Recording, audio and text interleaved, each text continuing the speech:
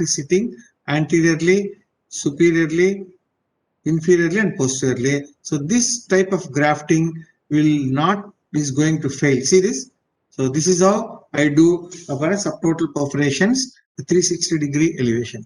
So the advantage of doing canaloplasty is you can see tympanic annulus, and then you should avoid damaging the flap with your burr, and whenever you drill anteriorly, don't expose the temporomandibular joint. See how I am doing canaloplasty. See here. See, with the idea is you need to examine the entire tympanic annulus in a one position of the microscope. See, I am drilling with the diamond burr.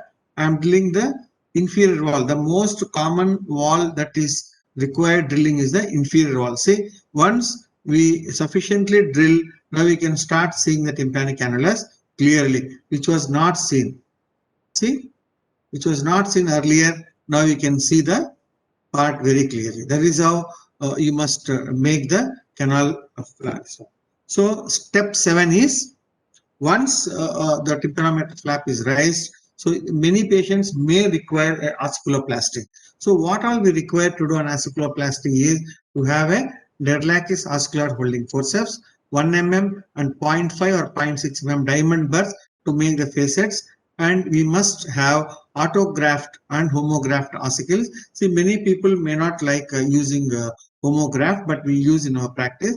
Then tarp and parp must have, if at all you are using a Teflon or titanium ones, and septal spur cartilage and all. See, this patient has a missing incus. So what I did in this patient, I took a septal spur cartilage and I made a facet there.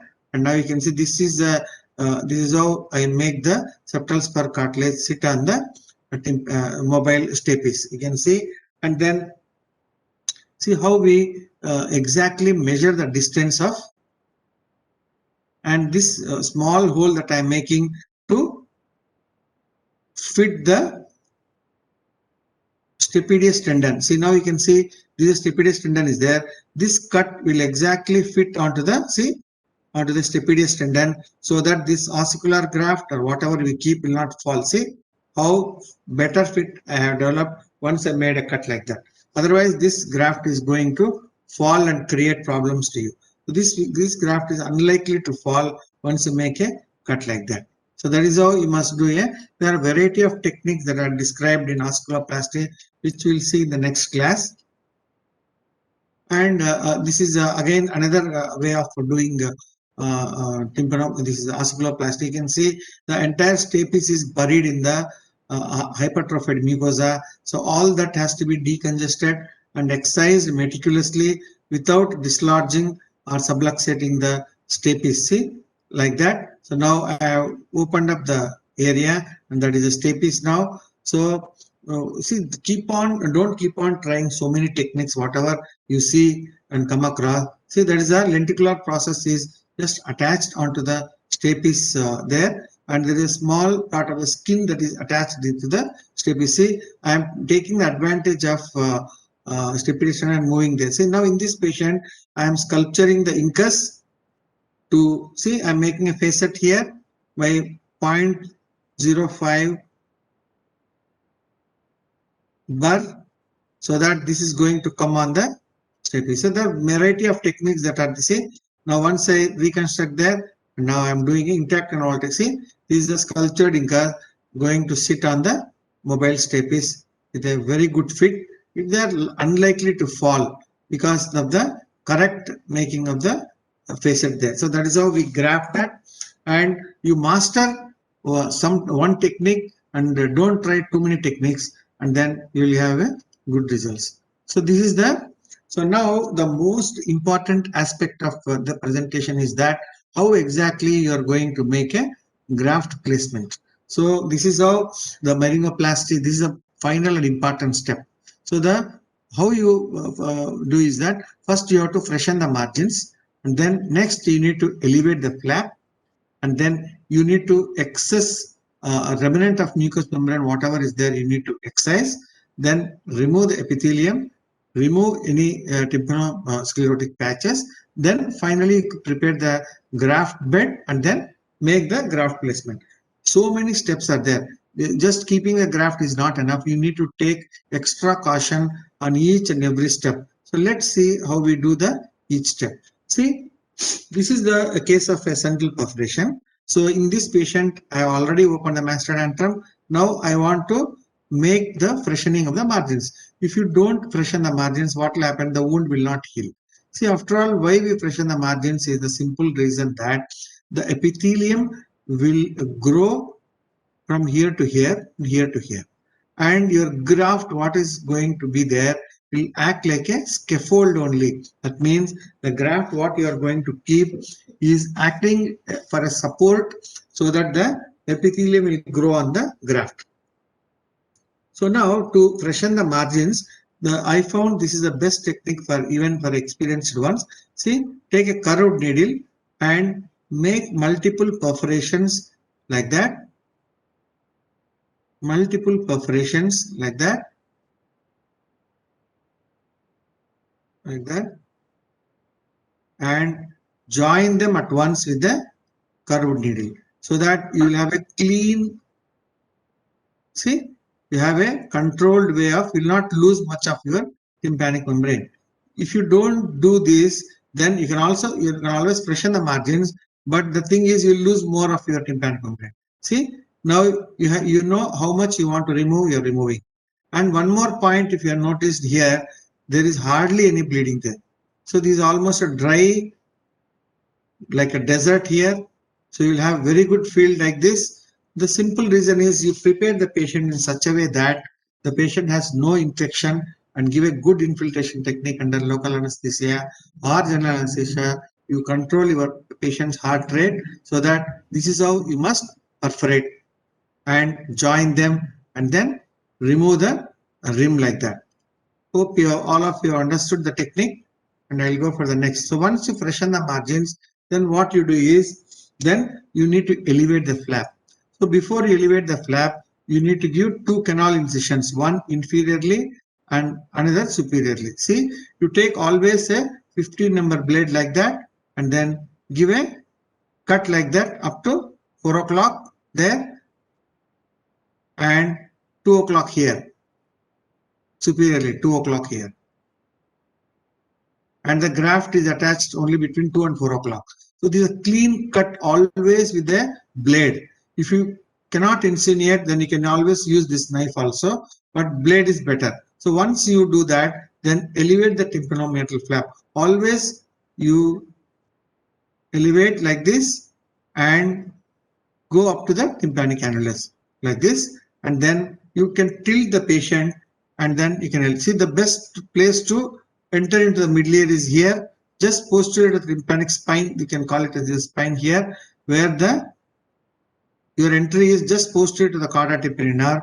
And now I am denuding the malleus. The idea of denuding the malleus is my graft is going to get anchored on both sides of the malleus, so that is called as the double breasting of the malleus, so that the graft will be well supported superiorly. See how I am removing the mucous membrane, elevating the tympanomeatal flap of the malleus. See that anteriorly I enter into the middle ear there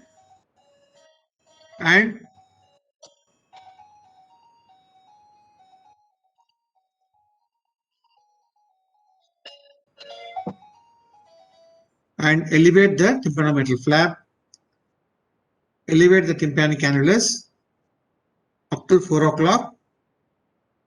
And in this patient, canaloplasty is not required actually. You can see up to 4 o'clock I'm elevating. If you have noticed here, hardly there is any bleeding when you elevate the tympanomeatal flap because of the correct infiltration and the preparation of the patient. So now once you elevate the tympanomeatal flap, see, check the ossicular mobility. Check the ossicular mobility. So I am moving the malleus and noting the.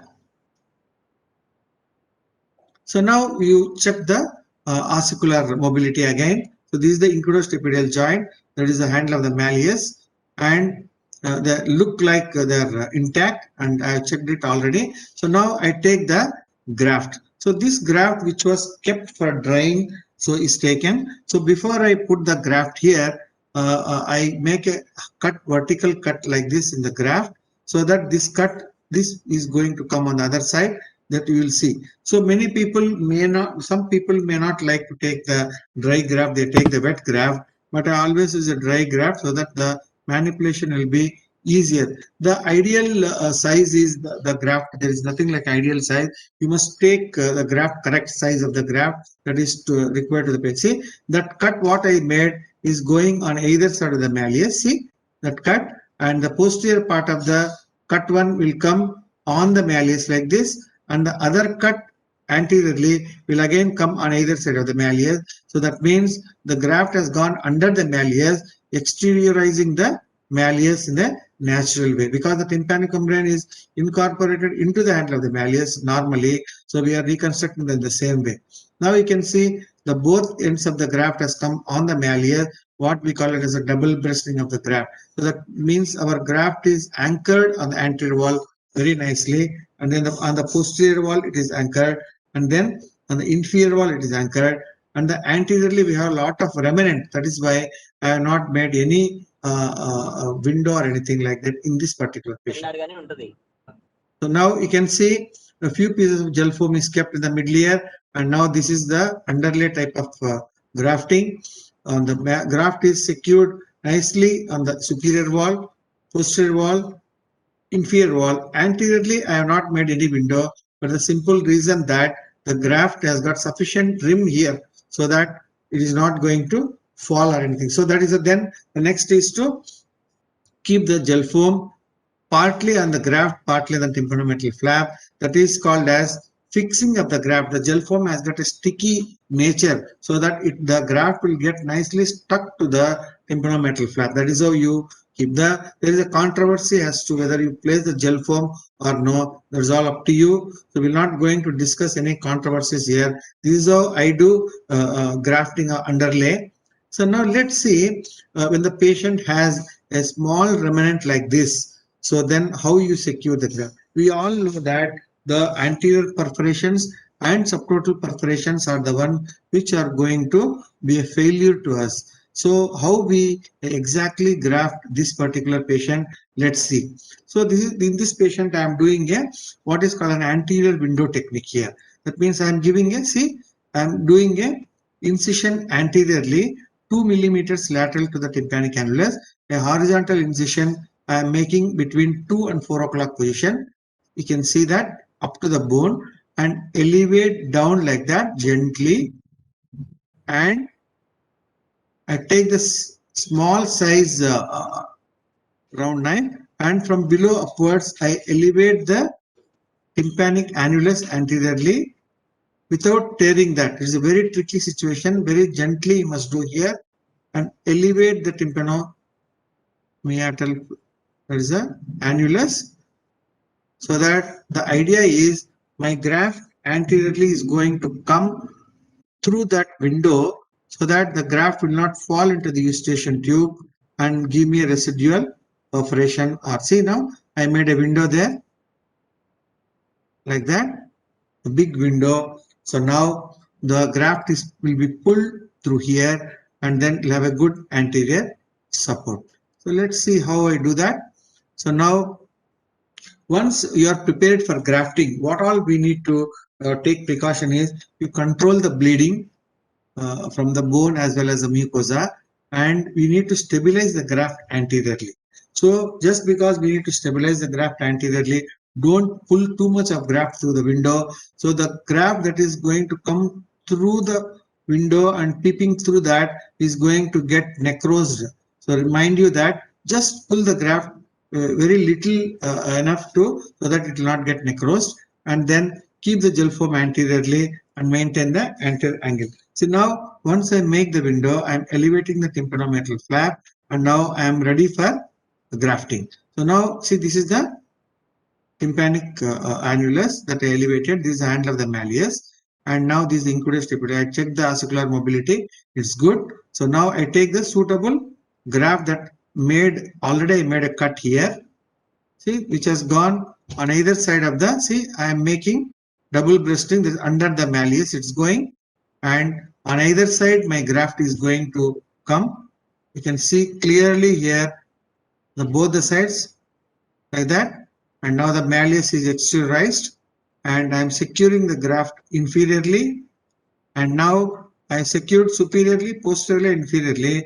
The only part that is left is the anteriorly. Now you see how the graft will be pulled like that. See, a sufficient small part will be, a tongue-like thing will be pulled anteriorly like that. So the graft will not fall into the eustachian tube. See, I have not pulled too much of the graft through the window, so that if I pull too much of the graft, which will peep through the hole, will become a necrosis because of the lack of blood supply, and the patient will have keep on pouring the pus in the post. See, the graft is pulled here, not too much, and the graft is anchored. So now I keep a small piece of gel foam there to make by the anterior angle like a natural one. See, if you have noticed, there is hardly any bleeding here. This patient is a pediatric, around 10 years or 12 years boy. I am operating under GA, but hardly there is any bleeding because of the correct preparation. So that is the how we do when the patient has a anterior perforation or a subtotal perforation with the anterior tucking. This is how you do a myringoplasty.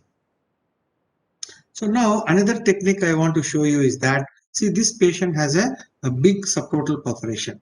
So subtotal perforation, so how I do another technique other than anterior window is that I elevate the, see, 360 degrees, we elevate the tympanomeatal flap, and the flap is attached to the malleus.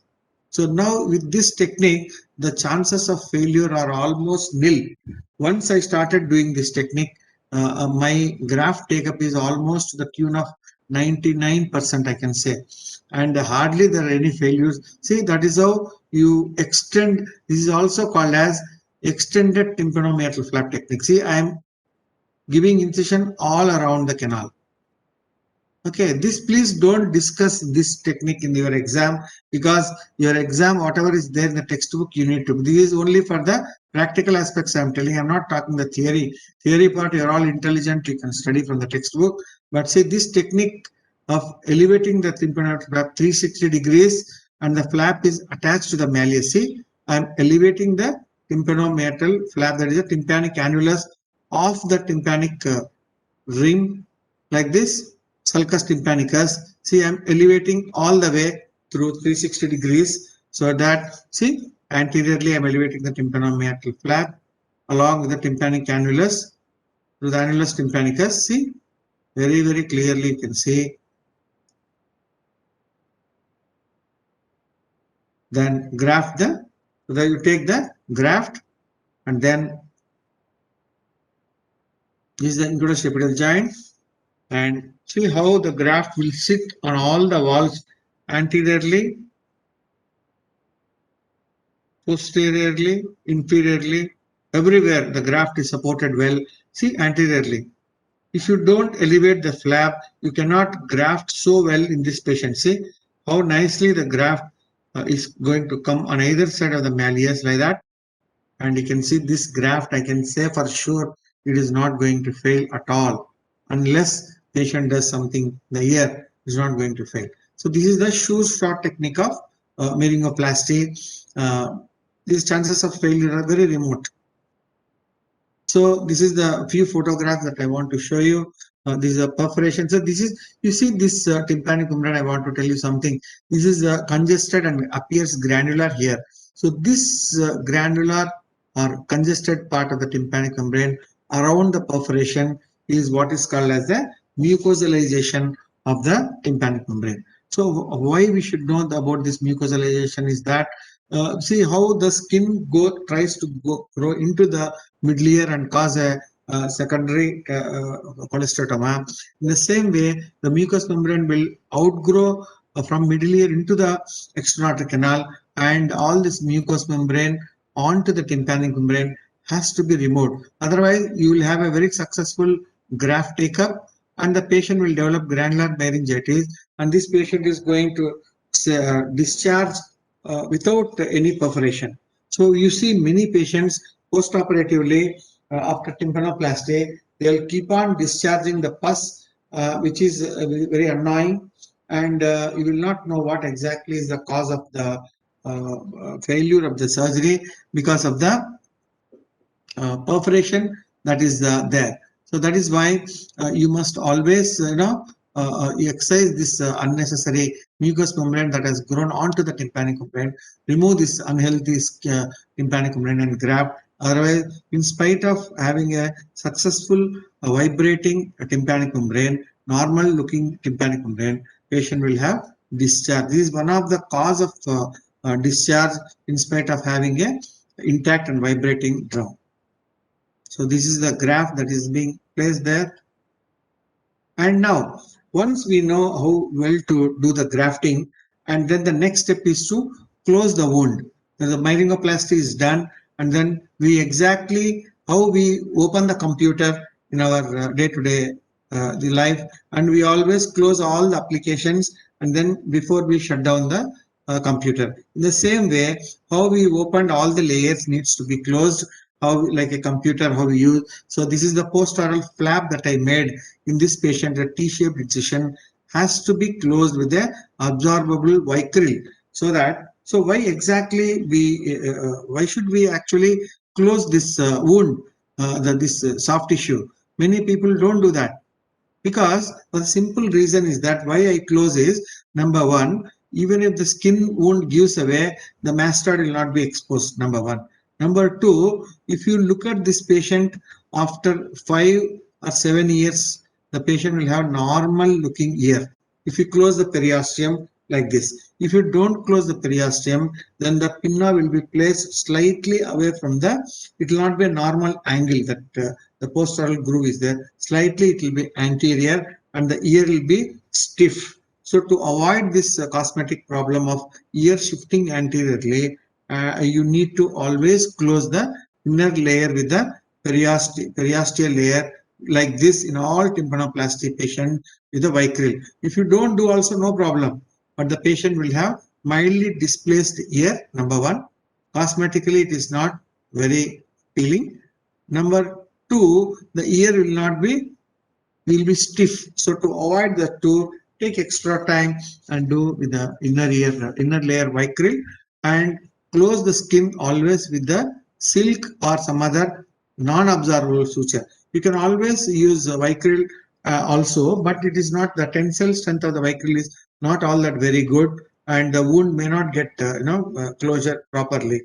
And some people use keep a drain, and I don't keep any drain. So most important thing is we need to keep we need to have a good control over the bleeding. Otherwise, there will be a hematoma formation. And then keep the gel foam in the external canal and do the mastoid dressing. So this is the ninth one, is closing the wound.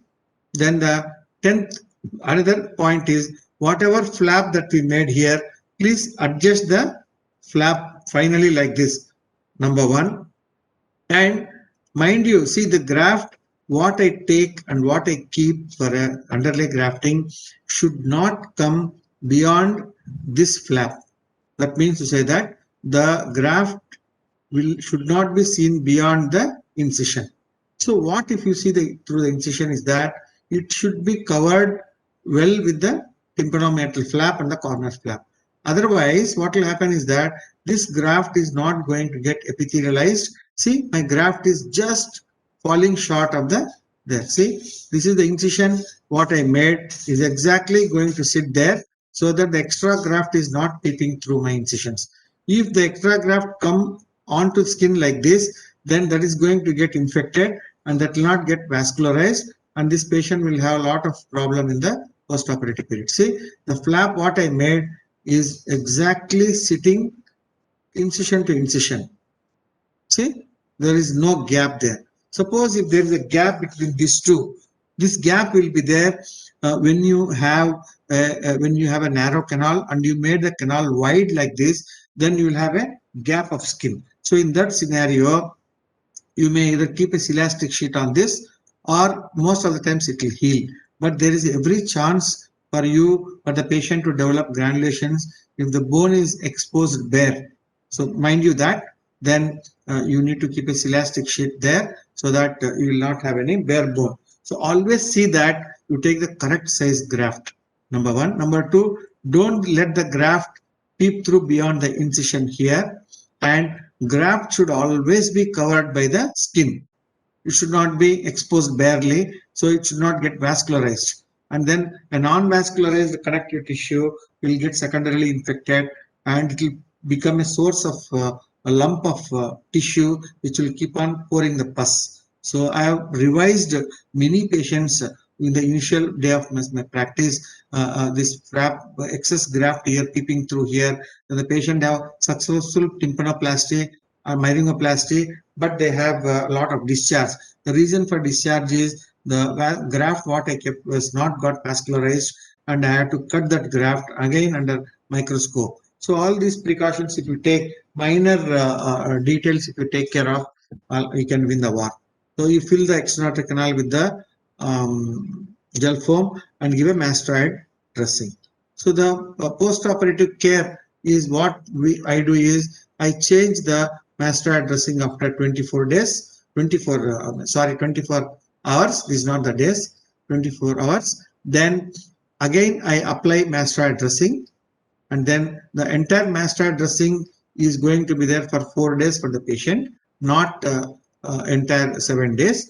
And I make a small dressing around the ear. I remove the sutures always on 10th and 8th or 10th day, because if you remove on 7th day, I have noted a lot of patients have gaping, and give antibiotics for 10 days, not beyond that. Analysis and decantation 10 days, and always watch or for a complication if the patient is going to develop, or watch for a sign or symptom. Always keep the patient informed that if you have any problem, you come to the hospital. This is how I manage the post-operative period. And I want to show you these all underlay type of myringoplasty. And let us see how we do onlay myringoplasty. See, this onlay myringoplasty is that we elevate the tympanomeatal flap up to tympanic cannula here, and then we will not enter the middle ear, but instead we elevate the skin squamous epithelium of the fibrous layer. See, in this patient, see, the fibrous layer is intact, tympanic annulus is intact. By elevated the skin along the skin on the tympanic membrane, now you can see the entire tympanic membrane with the fibrous layer and the mucous membrane and the tympanic annulus is intact. See that? Sorry for the poor quality. This is the, see, that is the, now we can see the movement of the tympanic membrane. You can see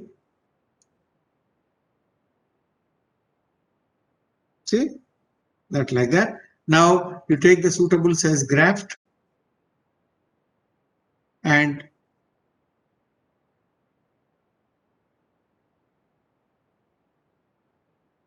anteriorly you keep the graft elevated the flap there.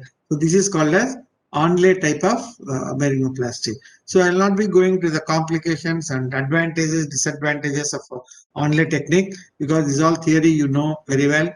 And I don't do onlay myringoplasty. Maybe 1 or 2 cases I did in my practice. All underlay technique I do. So this patient is doing, this operation was done around maybe 12, 13 years back. So this patient is a Reddy announcer. So she's doing well even today. This is how you do a onlay myringoplasty. I remember this patient because I did only 2 onlay myringoplasties so far. And so that is the technique that you need to. Then post-operative, see, you can come across this type of patients. So this patient had a successful suture removal, and on 10th post-operative day, after removal of the sutures, he came with a very alarming bleeding. I took the patient again into the operation room, and I evacuated the all the blood clots, and then there was a small bleeder there on the muscle. I cauterized here, and then again I sutured the wound. So this type of complications we do come across in our practice.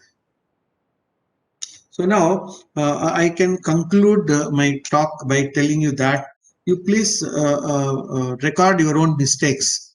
Then you analyze your results and then improve on them. And always when you have failures in your practice, do a free surgery. So always if I have a failure in my practice, I do free surgery to the patient. or if the patient is not confident enough to undergo a revision surgery done by me, then I refer to a better place for the patient's satisfaction. I do that, and failures are very common. But as you do more and more cases of myringoplasty or tympanoplasty, your failures will come down drastically.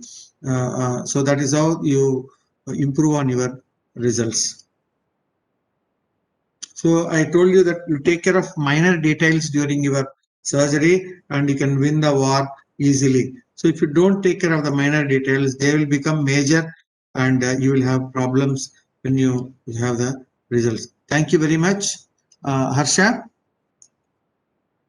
Sir, good evening, sir. This is Kishore. Yeah. Sir, Harsha, he went to hospital, so I have to take over the session. Yeah. Yes, sir. This is a wonderful presentation, sir. This is one of the best I have seen in recent times. Yeah, if you have any questions, Sir, I can take on them. yes, sir. There are two questions till now. One is, what are the types of spina Findlay? What is that? What are the types of spina Findlay? Spina Findlay types. Yeah. See, in one of the textbooks actually, it is mentioned that see, types means sometimes it will be a short one, sometimes it will be a prominent one, sometimes it is very prominent with the tympanospamous suture line. These are the types that we can come across, but the importance of spina Findlay is that there are a lot of studies as to if the spina Findlay is prominent, that means that the patient may have a low-lying dura, or if the patient has a prominent spina Findlay, the anterior bulge is more, canal is very, very narrow.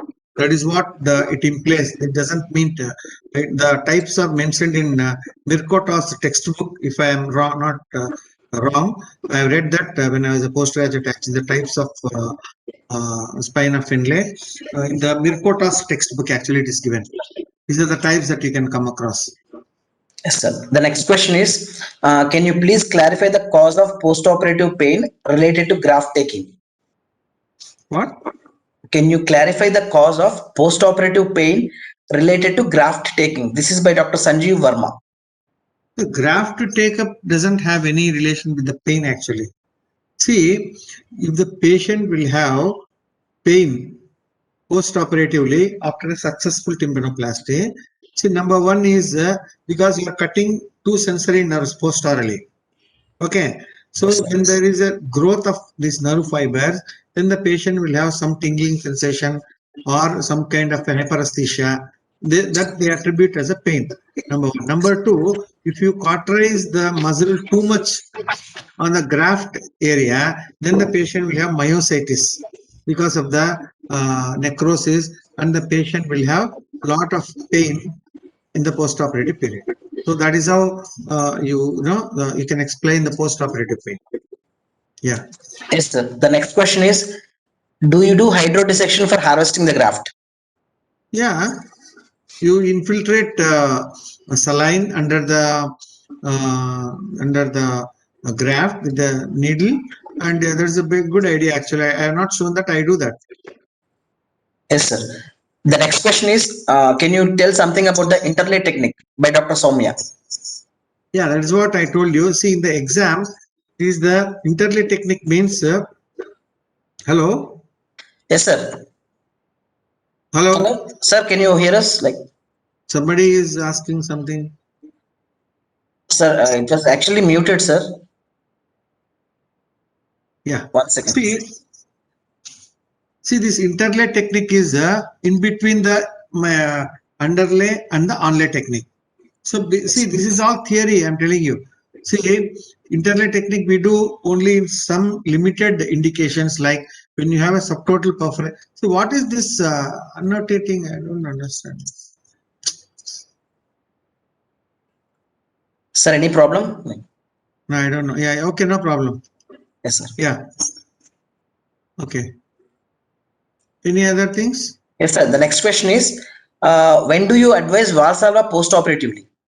See, it is a very important question, but the thing is, I advise after 3 weeks of graft post-operatively, but it is very difficult to teach this Valsalva to the patients. In spite of showing them with a good video technique and live demonstration, they don't understand this Valsalva technique, and they always do in a reverse way. And instead of doing a reverse way, it's better not to teach them actually. So that's what I'm worried. I don't do it routinely unless the patient is having bilateral disease or the patient is intelligent enough. I don't do any Valsalva advice to the patient because they do in a reverse way. Yes, sir. The next question is by Dr. Roshni. Is there any specific indication to put a cartilage graft instead of a temporalis fascia graft? No, I don't put the cartilage graft at all in a tubotympanic disease. I put cartilage graft if at all required. It is always put along with the temporalis fascia graft.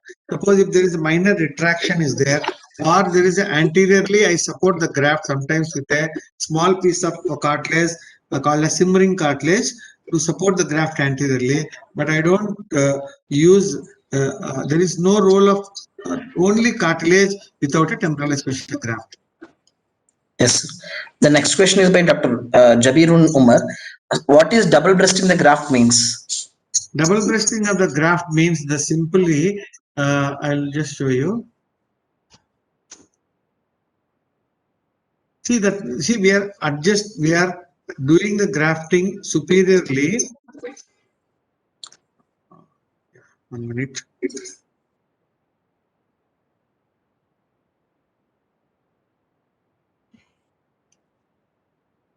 See what I am doing here. You see that?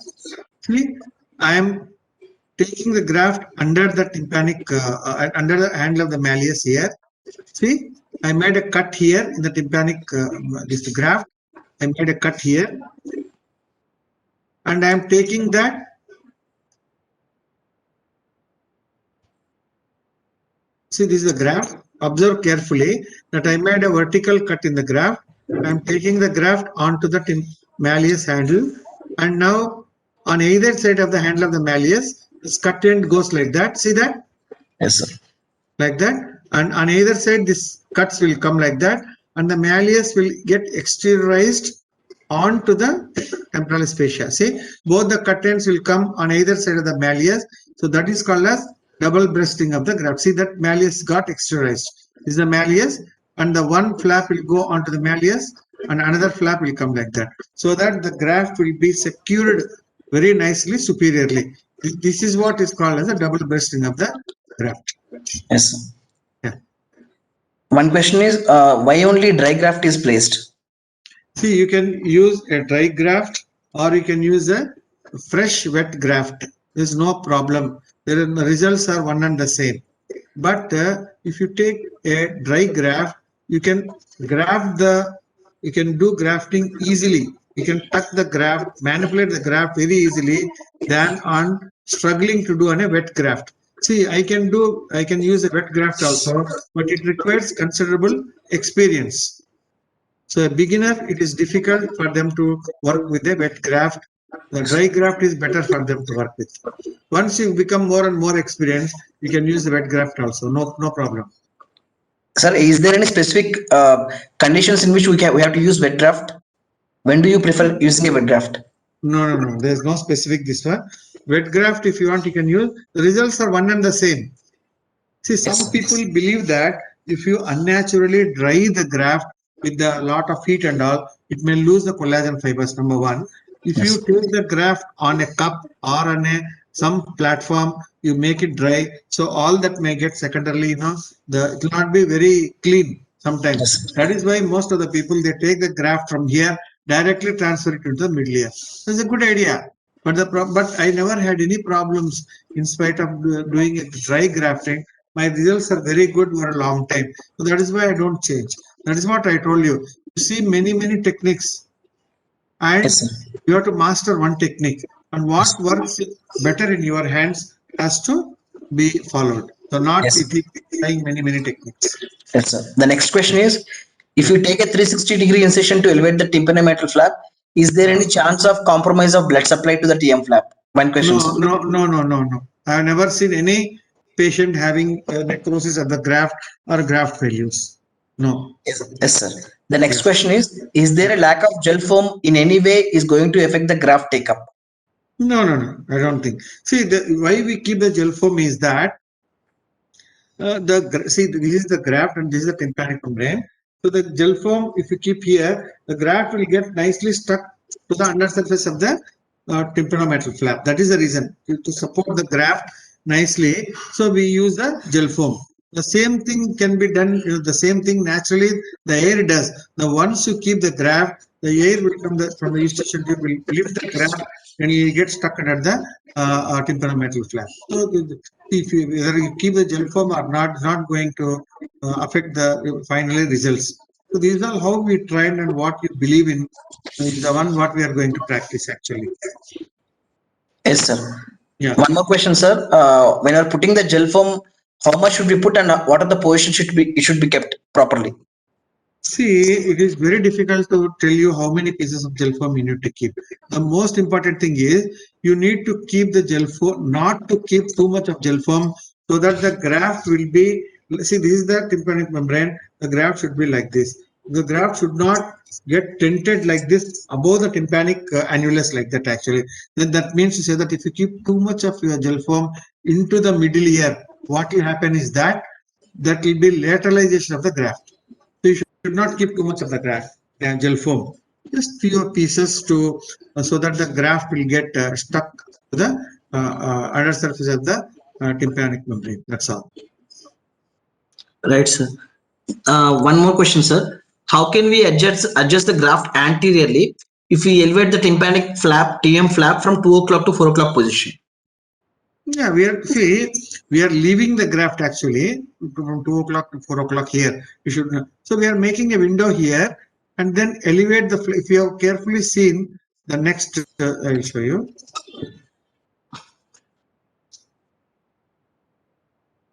See, in this patient, you can see we made a window here. See, I'm making a window here, elevating the, see, not only a window, I'm elevating the anterior wall also from below upwards, like that. My graft not only comes through the window, but also go on either side of the anterior wall because I elevated the tympanometal from below upwards. And now you see how the graft is going to get sit here. See here.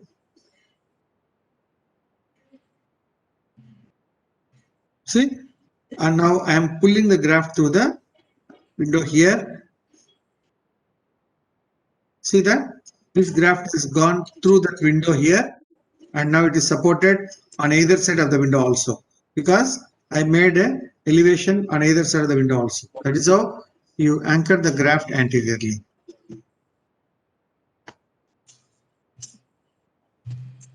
Okay? Yes, sir. Yeah. That is very well answered, sir. I'll unmute all the participants. If anybody is having a question, you can ask you can ask sir directly. Sir.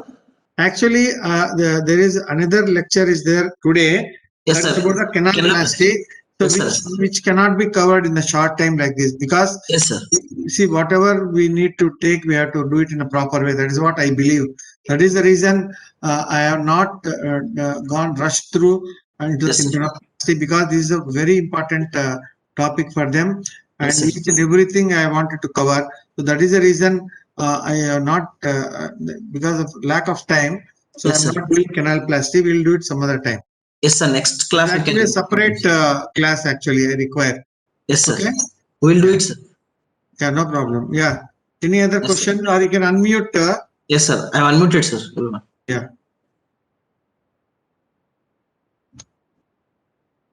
Hello? Yes, sir. You can ask the participants. Any Yes, sir. question? I'm asking, sir. I have unmuted everyone. Yeah. Hello, sir. Yeah. Sir, class was really, really good, sir. Thank you, sir.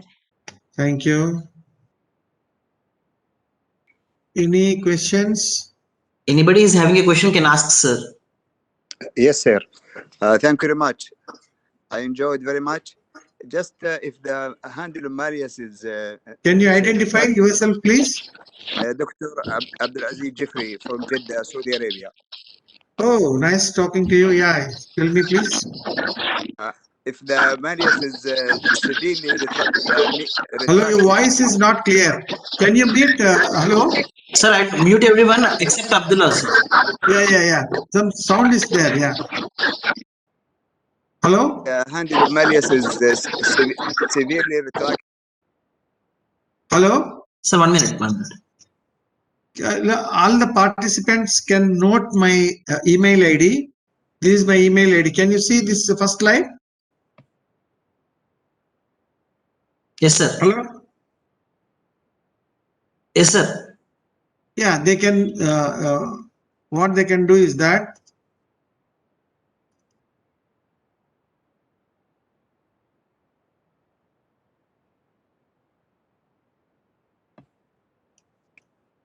hello? Yeah, please If note down my email ID here. Sir, Dr. Abdulaziz is like now he is unmuted. He can ask the question now. Yeah, please.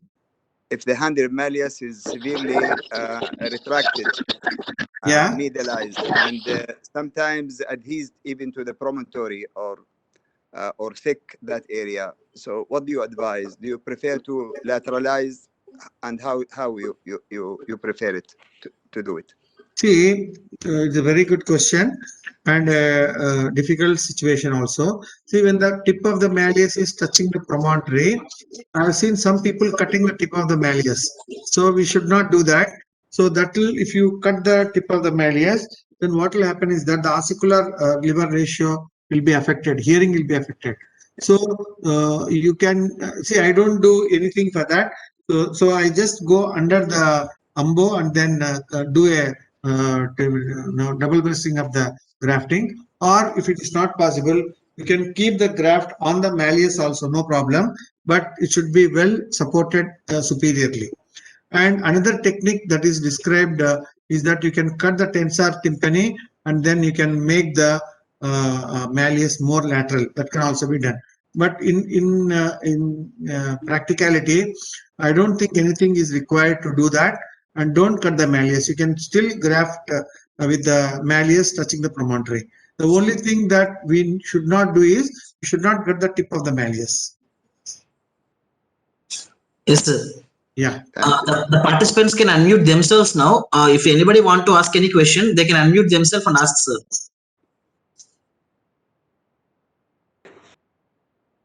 Hello, JP. Hi, JP. This is Murali. Murali, how are you? Yeah, fine. See, Yeah. the previous questions from Saudi Arabia is asking, what we can do is we can dislocate the includomallular joint, not includomallular, stapes and incus. Yes, incudostapedial joint. We can dislocate, then we can lateralize the malleus. We can lateralize the malleus, then we can keep the graft and replace the joint again. What you we want? can do. No, what? See, why do you want to dislocate the intact normal incudostapedial joint Yeah, and lateralize the malleus? Then how you are Yes, going to maintain the ossicular integrity again? it will be maintained. Once you replace, definitely it will be maintained. But if there is definitely a defect in the transfer of the sounds with hinging of the malleus onto the promontory, that we can avoid by doing this one. What I feel. No. Your philosophy may be correct, but in practicality, I don't do that, and I don't believe in that disrupting the normal ossicular chain and then to give a patient a conductive hearing loss. See, after all, what exactly you are going to gain by lateralizing the malleus? I don't do that. Okay. Yeah. Anything more than this? Yeah, nothing. You covered nicely every points, almost every points. Yeah. Nice. Can you allow me a comment? Yeah, please. Besides what the severing the tendon, Professor Hildman taught us that you can sometimes just sprain that ligament in tendon instead of cutting it. By pushing the handle of malleus laterally a little bit until you sprain a little bit and give some more space for the graft. Yeah, that is what I'm telling you. Gently with a 45-degree pick, you can elevate the umbo very little by little so that you can put the graft under that. There's no need to cut the tip of the handle of the malleus so that it will impede the hearing levels. Yeah. Thank you very much, sir. Thank you. Thank you. Any more questions, please? Jayaprakash Reddy, Sudarshan Reddy here. Good evening, sir.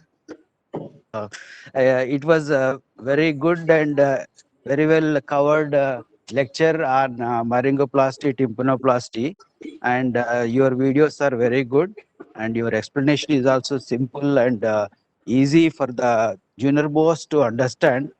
In fact, I have forwarded this to the undergraduates also because we are not able to teach them. No, only webinars, only online teaching is going on. I think they have utilized this opportunity of knowing the Myringoplasty, tympanoplasty in detail.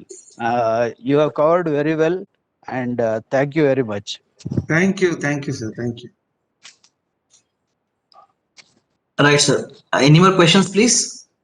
I have a question. Hello, sir. Hello. So this is Chandrika, sir. Hello. Sir, how can we prevent a hematoma, sir? I heard that the wide sensation extending superiorly like S-shaped will cause more hematoma. Or Hello. hello, sir. Yeah, tell me. How can we prevent hematoma, sir? Oh, hematoma. See, the hematoma post-operatively occur only from the bleeding from the graft site actually. See, to avoid hematoma, it is always better not to cut the vessels through. See, there will be sometimes a lot of veins will be there under the graft. So if you don't have lot of bleeding during surgery, those patients are unlikely to have hematomas in the post-operative period. The patients who had lot of bleeding from the graft site, they will have the chance of again having a hematoma. So to prevent hematoma, have less bleeding during surgery, number one. Number two, you give a mustard dressing on yourself. Give a good pressured dressing and keep the mustard dressing at least for 3 to 4 days and control the bleeding before you put the graft. Get a good avascular and control the bleeding, and don't give. See, post-operatively, we have the habit of prescribing the patients with the enzymatic preparations like chimeral fort, or we give bromelain combinations. See, this bromelain of late, which has come into the market, is likely to have capillary oozing in the post-operative period. That is the reason those patients have come back. See, the patient which I showed, I never had any problems to start with in my practice.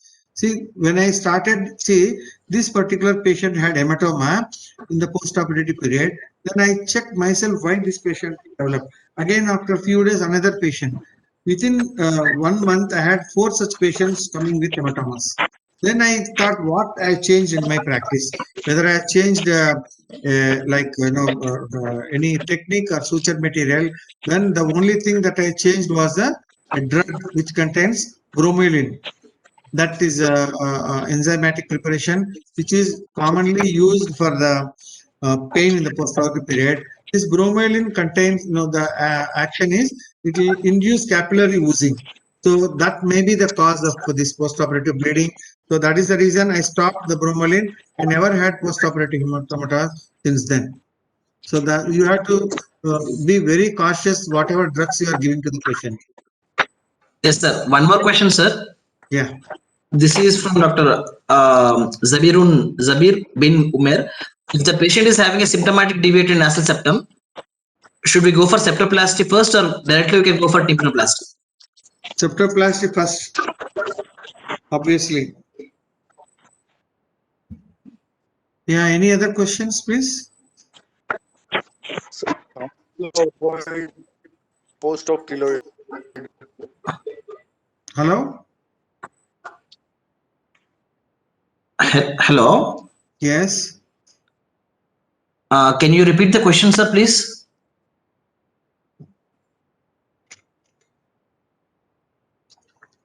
To avoid post-operative keloid. Hello? How to avoid post-op keloid, it seems, sir. The question is. If the keloid is going to come, we cannot avoid that in any way. If the patient has a tendency to develop keloid, a hypertrophied scar, We cannot prevent that anyway. He's going to get it. That's all. Any more questions, sir? Sir, I think yes, yes, yes, ma'am. sir, I had that wild sensation extending superiorly, like S-shaped, will cause more hematoma. Is it correct, sir? See, that means to say that if you give an incision like this above, Yes, sir. Yes, sir. yes, correct. See, I give an incision, curvilinear incision like this, and I extend my incision like this for 1 centimeter from here. In patients who are going to have a when I do a revision surgery, it will be easy for us to take the graft. See, if you extend your incision 1 millimeter above from this end, it is always easy for the surgeon to harvest the graft in a better way. Always, it is advisable to give a vertical incision from this end 1 centimeter. But the problem is when you give a vertical cut like this, you have a 3-point here like this. You have to, your wound suturing will be difficult here, number 1. Number 2, when you cut across the vessels like this, the bleeding will be more from the cut edge actually, not from the below edge. There will be more bleeding here. But the chances of having hematoma just by extending your incision is not correct. Okay. Sir. Not Okay. correct. Yeah. Thank you. Yeah. Any more questions, please?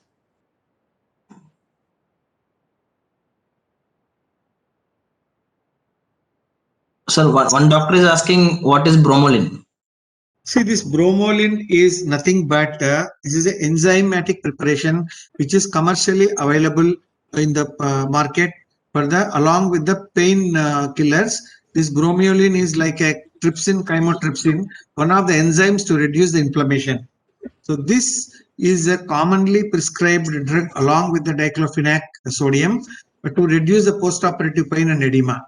But unfortunately, this bromelain is likely to induce capillary oozing in the postoperative period, postoperative patient. The very side effect of this enzyme is to reduce the swelling, but another side effect is to induce capillary oozing. This capillary oozing will be more problematic in a postoperative period, resulting in a hematoma like this. So avoid bromelain. Yeah. Yes, sir. Any more questions, please? Right. I think the participants are also decreasing with each minute, sir. Yeah. You have already, Yes, sir. You can give an end note about the next classes. That you should give, man. Yes, sir. Anyways, we are going to have canaloplasty in one more session, sir. Yeah. We'll next class we'll have osteoplasty. Yes, sir. Sometime we can have canal. See, canaloplasty itself is about 30-40 minutes lecture, the different techniques. I don't want to rush and then finish that so that they will let them learn, Yes, That's sir. the Yes, sir. Can we call this a day, sir? Call it a day? Yeah. No problem. Thank you very much. Yes, sir. Thank you, sir. Thank you very much. I think all the participants enjoyed sir's presentation. Thank you. Dr. Kishore, you are working there along with... No, sir. I finished like 2 years ago. I finished under Janakram, sir. I came down to Rajahmundry and I'm practicing in Rajahmundry since 2 years. Oh, your good name is Kishore Kumar. Yes, sir. Kishore Kumar, sir. I attended your temporal bone dissection also when I was a postgraduate, sir. If I see you, I think I'll remember. Yes, sir. Yes, I met you quite a few times. Yeah, okay. Thank you very much. Thanks. Good night. Good night, sir. Yeah. Good day, sir. Yeah, thank you.